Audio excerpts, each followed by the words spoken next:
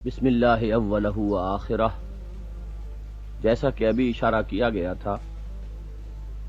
فہم قرآن کے دو درجے ہیں، ایک تذکر اور ایک تدبر۔ تذکر یہ ہے کہ قرآن مجید کی کسی آیت یا سورت سے اس کا اصل سبق اخذ کر لیا جائے۔ اس پہلو سے قرآن مجید ایک بہت آسان اور کھلی کتاب ہے، جیسے کہ قرآن مجید خود دعویٰ کرتا ہے کہ وَلَقَدْ يَسَّرْنَا الْقُرْآنَ لِلذِّكْرِ فَهَلْ مِن مُدَّكِرٍ، ہم نے قرآن کو تذکر کے لیے آسان کر دیا ہے، تو ہے کوئی جو اس سے نصیحت اخذ کرنا چاہے؟ جبکہ تدبر کے معنی ہے غور و فکر، اور اس اعتبار سے واقعہ یہ ہے کہ قرآن حکیم کی گہرائیاں اتھاہ ہیں، اس پر غور و فکر کا حق ادا کرنا کسی انسان کے بس میں نہیں۔ پوری زندگیاں کھپانے کے باوجود کوئی انسان کبھی یہ نہیں کہہ سکتا کہ اس نے اس قرآن کی گہرائیوں کو ناپ لیا ہے۔ سورۃ العصر پر جب بطریق تدبر غور کریں گے تو سب سے پہلے تو اس کی درمیانی اور مرکزی آیت سے نوع انسانی کی ایک عجیب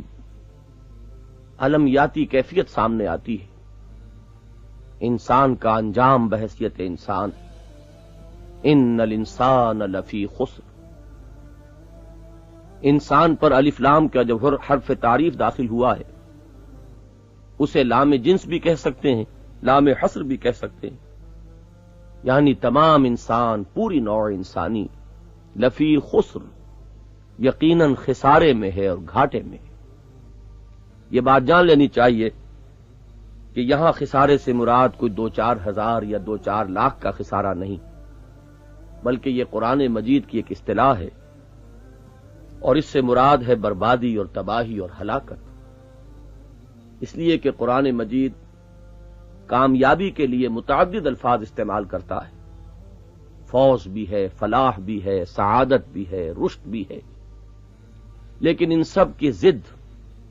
یعنی اینٹونیم کی حیثیت سے قرآن مجید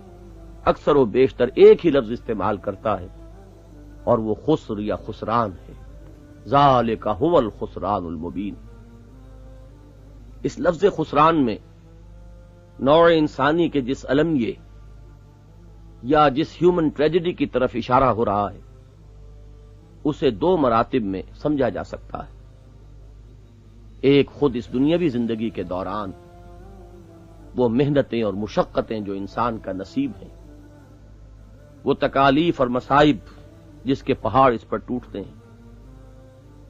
نوع انسانی کی ایک عظیم اکثریت وہ ہے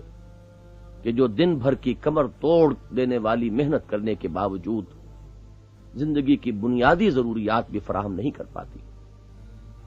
پھر یہ کہ اس پر مستزاد ہیں وہ صدمات جن سے انسان دوچار ہوتا ہے۔ کبھی اولاد کی محبت اسے رلاتی ہے، کبھی مال کی تمنا اسے تڑپاتی ہے، کبھی ناکام آرزوئیں اس کے گلے کا ہار بنتی ہیں، طرح طرح کی فرسٹریشنز اور بہت سے نوع کے کنفلکٹس ہیں کہ جن سے انسان دوچار ہوتا ہے۔ یہ تو یوں کہیے کہ انسان میں نسیان کا مادہ اس کے لیے ایک بہت بڑی رحمت ہے کہ وہ بھول جاتا ہے، برداشت کرتا ہے، اور اس پر یہ سارے پہاڑ ٹوٹتے رہتے ہیں، اور اس کے باوصف وہ زندگی کے اس کھیل کو کسی نہ کسی طریقے پر کھیلتا رہتا ہے۔ لیکن اگر قلب حساس مشاہدہ کرے نوع انسانی کی اس کیفیت کا، تو واقعہ یہ ہے کہ وہی صورت پیدا ہوتی ہے جو گوتم بدھ کے ساتھ پیدا ہوئی تھی، جس نے نوع انسانی کے اس المیے کا مشاہدہ کر کے اپنا تاج و تخت اور اپنا سارا عیش و آرام تج کر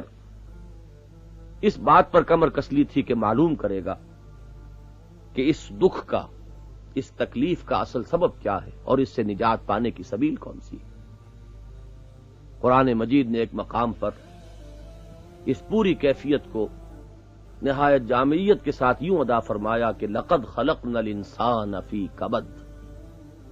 ہم نے انسان کو محنت اور مشقت ہی میں پیدا کیا ہے۔ یہ محنت اور مشقت ہر انسان کا مقدر ہے۔ بعض اوقات مغالطہ ہوتا ہے کہ شاید دولت مند لوگوں کے لیے کوئی تکلیف نہیں، وہ آرام اور آسائش ہی میں رہتے ہیں۔ حالانکہ واقعہ یہ ہے کہ جس نوع کی ذہنی کوفت، جس نوع کی نفسیاتی پیچیدگیوں سے انہیں سابقہ پیش آتا ہے، وہ بالعموم غرباء کو یا محنت کش لوگوں کو ان کا تجربہ بھی نہیں ہوتا۔ بہرحال یہ نوع انسانی کے اس المیہ کا ابتدائی باب ہے، اس کا کلائمیکس، اس کا نقطہ عروج وہ ہے جب یہ ساری مشقتیں جھیل کر، ساری تکلیفیں برداشت کر کے، یہ کمر توڑ دینے والی محنت و مشقت جھیل کر جب انسان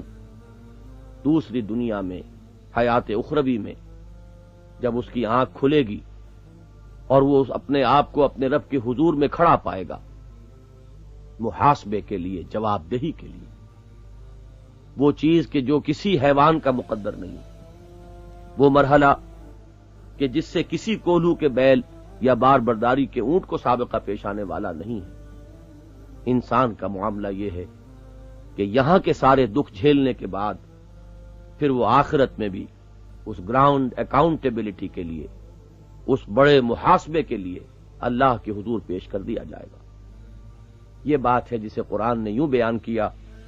کہ یا ایھا الانسان انک کادح الی ربک کدحا فملاقیہ، اے انسان تجھے یہ سارے دکھ جھیلتے ہوئے اور مشقتیں سہتے ہوئے بالآخر اپنے رب کے حضور میں حاضر ہونا ہے۔ یہ وہ مرحلہ ہے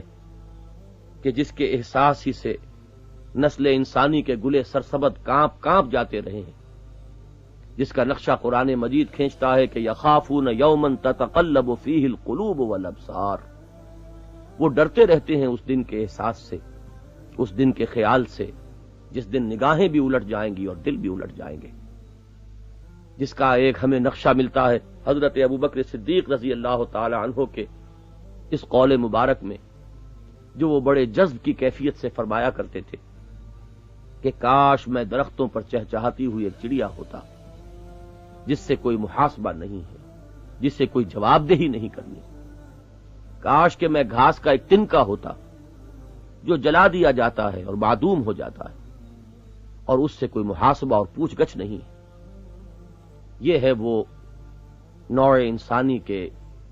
اس المیہ کا نقطہ عروج، اس کی ٹریجڈی کا کلائمیکس، جس کے اعتبار سے واقعہ یہ ہے قرآن مجید نے بھی درست فرمایا کہ اس روز انسان یہ چاہے گا کہ یا لیتنی کنت ترابا،